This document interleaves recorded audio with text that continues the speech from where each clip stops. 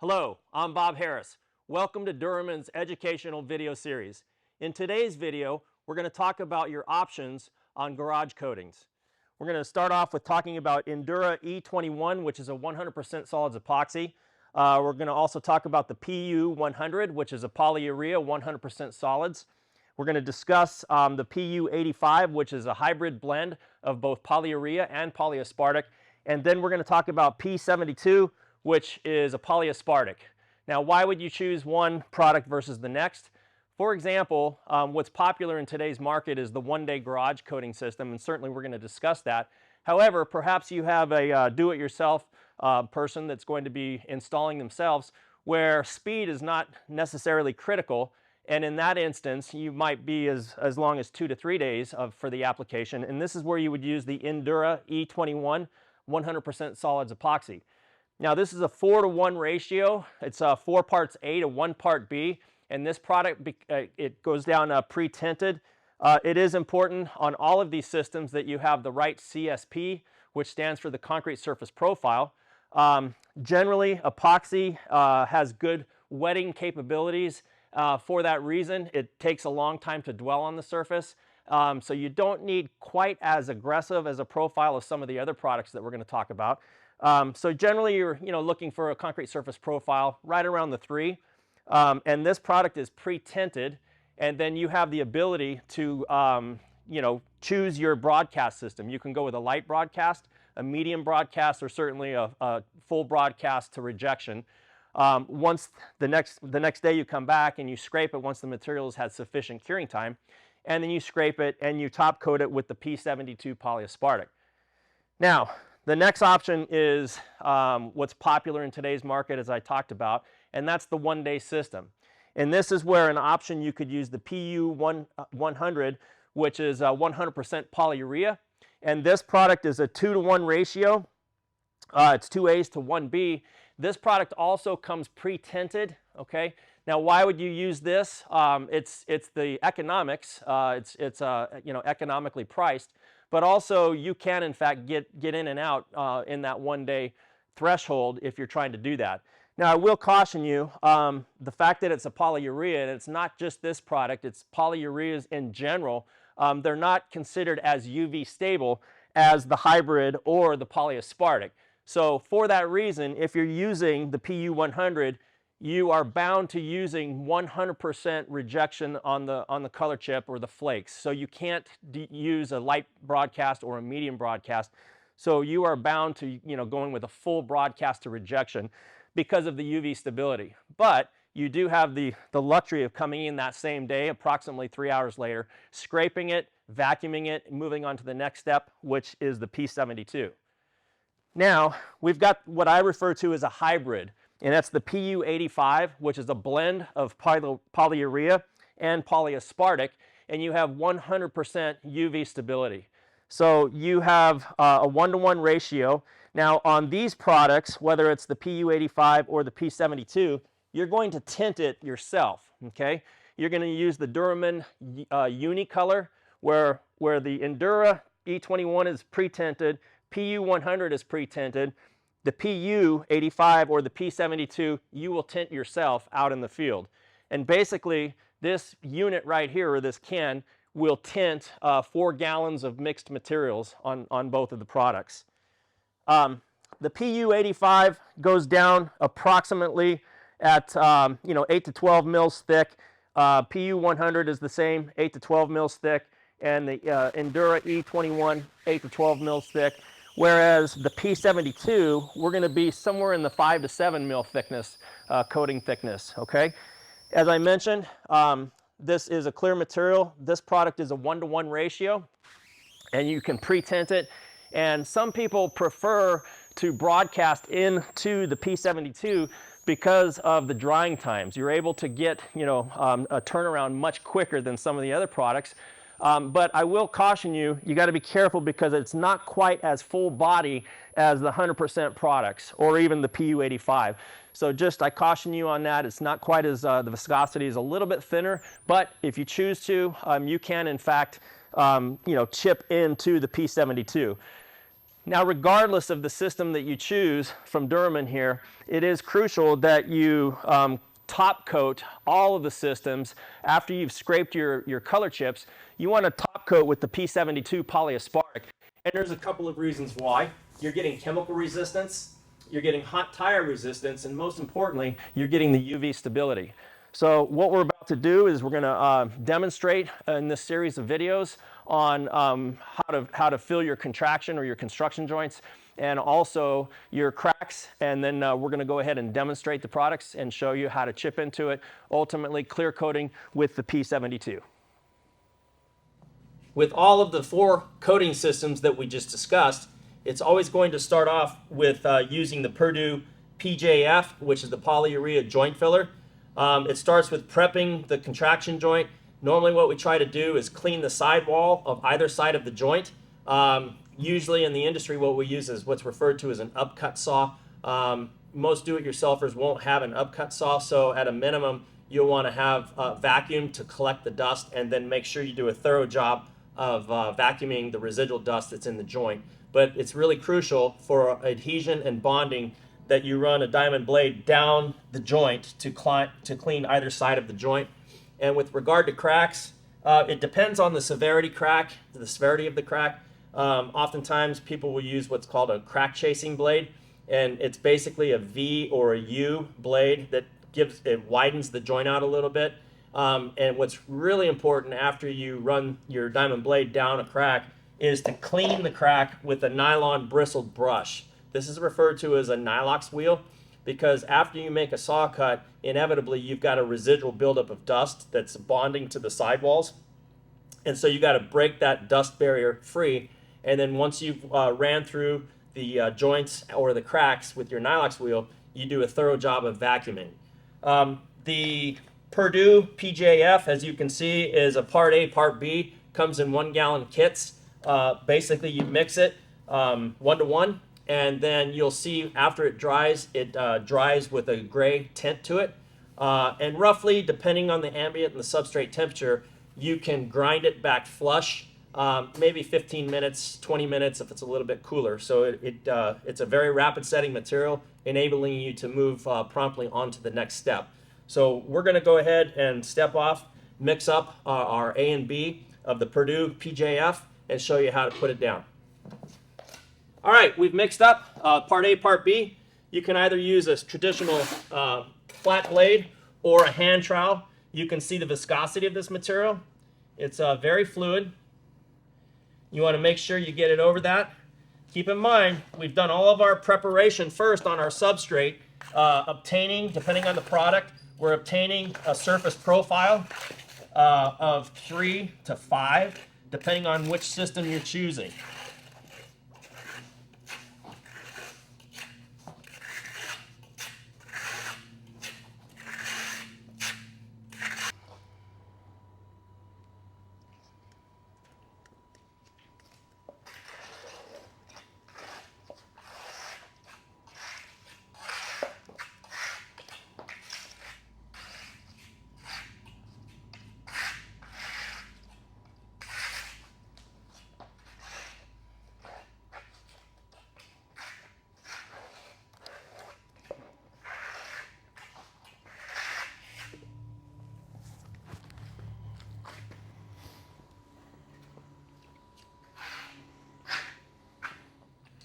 Our Duraamen PJF, the Polyurea Joint Filler, has been down for approximately 10 to 15 minutes.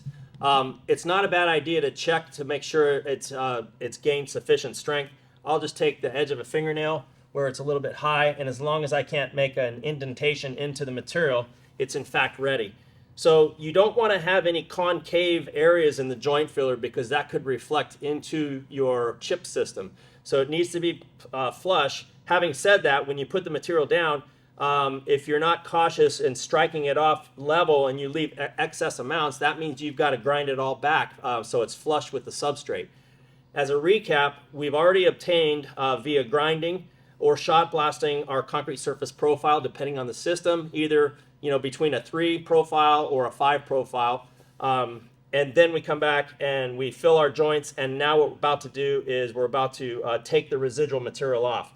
Now, On a big job, you know, a larger job, a professional is going to be more inclined to possibly use a planetary walk-behind grinder. On a small job, perhaps a do-it-yourselfer is going to use a hand grinder. These grinders come in a variety of different sizes. This is a 5-inch. You can get a 7-inch. It just really depends on, you know, what you're trying to achieve. There's a variety of different grits that you can use. This is a diamond pad, and as you see here, it says a 100. That means 100 grit. A lot of it is a function of how old the material is. If this is not cutting the residual material off the floor, I might be inclined to go to a metal style diamond to remove the residual. So not only are we removing the residual right here, we're actually trying to create a profile back on the joint that we filled, so that when we put our coating system over the top of that, we've got a surface profile where the epoxy or the polyurea or the blend of the polyurea polyaspartic adheres to that. Extreme cases, something happened, you had to leave the job site, come back the next day, and the material has developed full strength or hardness. You might even be inclined to use a cup wheel over the top of that. So we're going to start with our least aggressive diamond, which is a 100 grit. As with any Duraamen system, we always practice good, safe working practices. At a minimum, you want to consider knee pads if you're doing a lot of hand grinding or on your knees. Certainly safety glasses.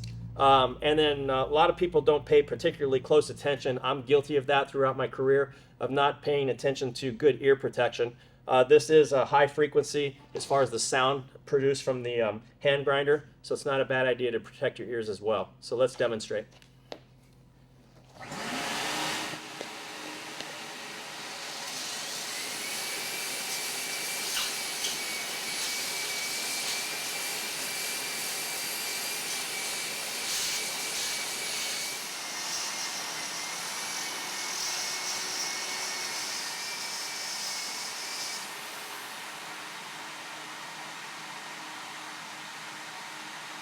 All right, we've ground the Duraamen PJF, the Polyurea Joint Filler. We don't have any hard edges. It's nice and smooth. Plus, more importantly, we've got a nice profile, so our coating system will adhere to that. So we move on to the next step, which is to vacuum.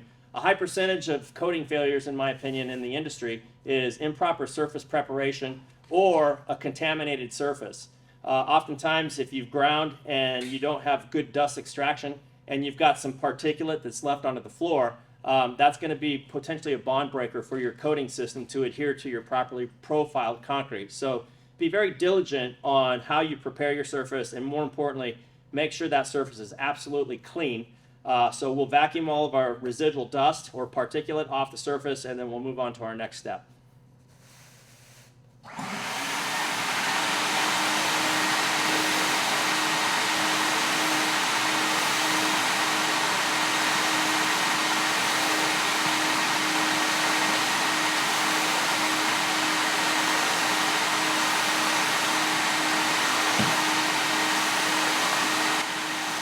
All right, we're getting ready to mix our PU100, which is a 100% solids polyurea. Just to recap, it's a 3-part system. It consists of 2 parts A to 1 part B. And let's just do a brief recap before we mix and install this product. We first started by obtaining our proper concrete surface profile, somewhere between 4 and 5 on the chart. And then we filled our joints, and once the joint filler had sufficient cure time, we ran a grinder over it to make sure it was smooth. And the most important aspect is to make sure that our substrate is in fact particulate or dust-free, so we vacuumed it. Really important note for the contractors or the do-it-yourselfers, you know, it's just equally important to protect your surrounding areas. You don't want to have this material tracked to you know, areas that's not receiving the coating, so make sure you mask everything. So when you step off of the floor, because you're going to be working in spiked shoes, obviously, you don't want to contaminate the driveway or the sidewalk or wherever you're walking to. So really pay close attention to how you protect your surrounding areas. Another thing, all coatings really, for example, you should be concerned about any moisture-related issues. Now, although there are different tests, you can do what's referred to as relative humidity testing, which is, you know, that requires drilling into the concrete, or you can do what's called a calcium chloride test. but that test needs to stay down for a minimum of 60 hours, not to exceed 72 hours. So that's an extended time frame. At a minimum, you might want to consider taping down a piece of 6 mil plastic, roughly 18 inches by 18 inches, completely sealing the perimeter of the plastic and letting that stay on the surface overnight, and come back the following day. And it's simple. If you pull the plastic and you've got condensation that's formed under the plastic, or you see a dark ring on the concrete, that's an example of where you may want to reach out to Duraamen for what their recommendation is in terms of using a moisture mitigation system. The PU100 is offered in 2 colors. We have a medium gray and we have a tan. Keep in mind, this system requires 100% broadcast. You're not going to do a light broadcast. You're not going to do a medium broadcast because of the UV stability concerns. So for that reason, you're using a 100% broadcast. You're going to mix this material for 2 to 3 minutes. And also, in the cooler environments, if it's not during the application's not during the summer, you want to store the materials in a conditioned room that's roughly 70 degrees or warmer, because it is 100% solids, and the viscosity of the material sometimes becomes difficult to pour if the materials are stored in a cold climate. So make sure you store the materials in a warm environment prior to using. So with that, we're going to get set up and we're going to go ahead and mix this product. Chris is going to be demonstrating using a notched squeegee, and this system goes down between 8 to 12 mils thick. I'll be cutting in the edges with a little weenie roller, and then we'll be demonstrating the full broadcast using the paint chips. It's time to mix our PU100. Couple things. On a real project, an actual working project, we would never ever do what we're demonstrating here for the purpose of the camera, which is to mix on the actual substrate that we're going to be applying the material, with the fear being, a drip getting on here and you could potentially have unmixed material. So in a separate location off of the site that you're working, close by, you're setting up what's called a mixing station, and you're doing all of your mixing off of the actual substrate so we don't have any cross-contamination. That's important. Now, I've heard horror stories of guys, what they'll do is they'll just take the part B and mix right into the part A, and oftentimes as they're pouring this part B, some residual gets on the side right here, okay? And potentially that residual that gets on the side never mixes cohesively with the part A. And the first thing when they pour onto the floor is unmixed material from the side of the bucket. So you've got to be diligent on how you mix, all right? It's a minimum of 2 to 3 minutes. And for that reason, we're going to mix in a clean mixing vessel, independent. So I'm going to dump part A, making sure that I get all of the residual material out of the bucket, and I'm paying close attention to the side of the bucket so I don't have the part A contaminating the side of the bucket. So it's not a bad idea to go ahead and make sure you scrape all of the material out of the bucket, as you see here.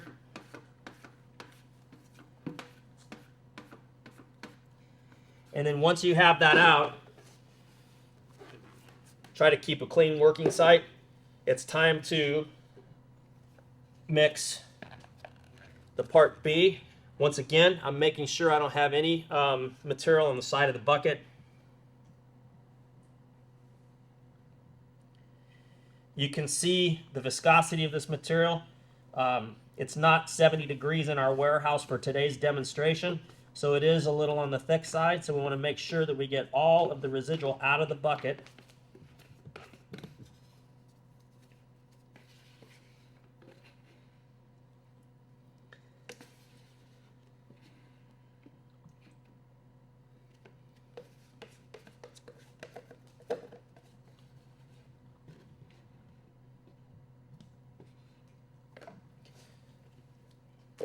So I'm just checking the sides, and I have a little bit on the sides, so I'm going to make sure, take that excess off, and we are good to go to start mixing.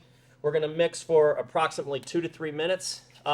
You want to use a slow to mid-size drill, or slow to medium RPM drill.